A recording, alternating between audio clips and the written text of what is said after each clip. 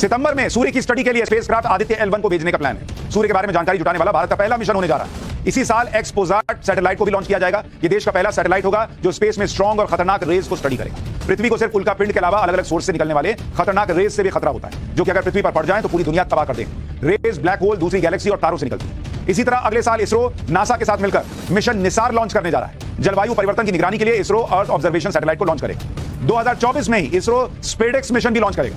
अंतरिक्ष में space station बनाने से पहले दो उपग्रहों को आपस में जोड़ने की क्षमता हासिल करना जरूरी होता है। इसी के लिए स्पेस डॉकिंग एक्सपेरिमेंट यानी स्पेडेक्स को लॉन्च किया जाएगा। इसी तरह 2024 में गगनयान मिशन भी लॉन्च होगा।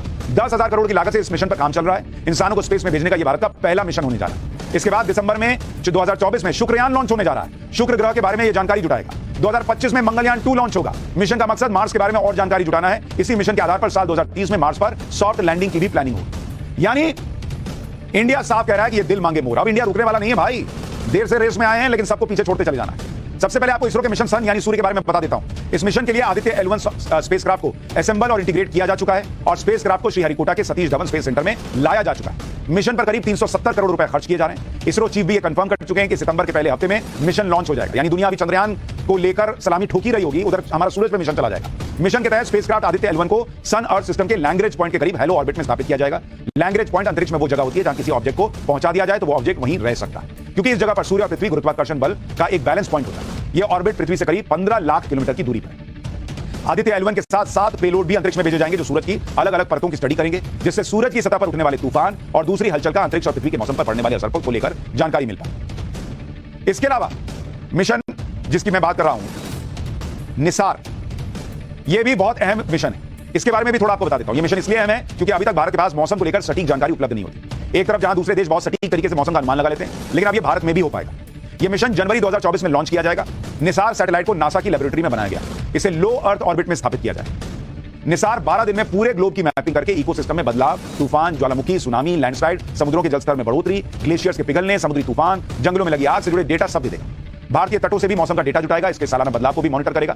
निसार यह भी देखेगा कि किस तरह से तूफान समुद्र से चलकर भारत के जमीनी भाग में ट्रैवल करता है। इसकी मॉनिटरिंग से देश भर में डिजास्टर मैनेजमेंट आसान और सटीक हो जाएगा। निसार को श्रीहरिकोटा से ही लॉन्च किया जाएगा। लेकिन इसके बीच पूरी दुनिया की नजर रहेगी भारत के गगनयान पर, जिसकी तैयारी ऑलरेडी चल रही है।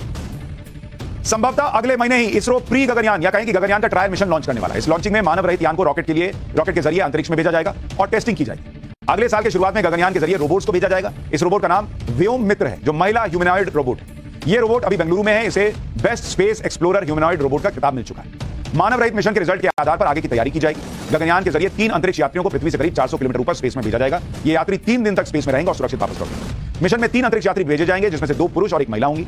गगनयान इसरो के 3 अंतरिक्ष मिशन का एक ग्रुप है। इसमें 2 अभियान मानव रहित, जबकि तीसरे में मानव को भी अंतरिक्ष में भेजा जाएगा। गगनयान मिशन के लिए LVM-3 रॉकेट को चुन लिया गया है, जो इसरो का सबसे भरोसेमंद लॉन्च व्हीकल है। इसरो प्रमुख ने अपने ताजा बयान में बताया कि गगनयान मिशन अपनी प्रोग्रेस में है। सितंबर के अंत में या अक्टूबर की शुरुआत में क्रू टेस्टिंग होगी, यानी ये देखा जाएगा कि चंद्रमा पर जिन लोगों को भेजा जाएगा वो कैसे स्पेसक्राफ्ट से बाहर निकलेंगे। चांद में तो बाद में भेजेंगे, स्पेस में जिनको भेजा जाएगा। इसरो प्रमुख के मुताबिक संभवतः 2025 में भारत अपना पहला मैन्ड मिशन लॉन्च करेगा। अगर इसरो इस मिशन में सफल रहता है तो अमेरिका, रूस और चीन जैसे चुनिंदा देशों में भारत भी शामिल हो जाएगा कि इसके पहले इन्होंने ही मैन्ड मिशन भेजा है। तो भारत नई ऊंचाइयां छू रहा है, हर परीक्षा पास कर रहा है और दुनिया सलाम ठोक रही है।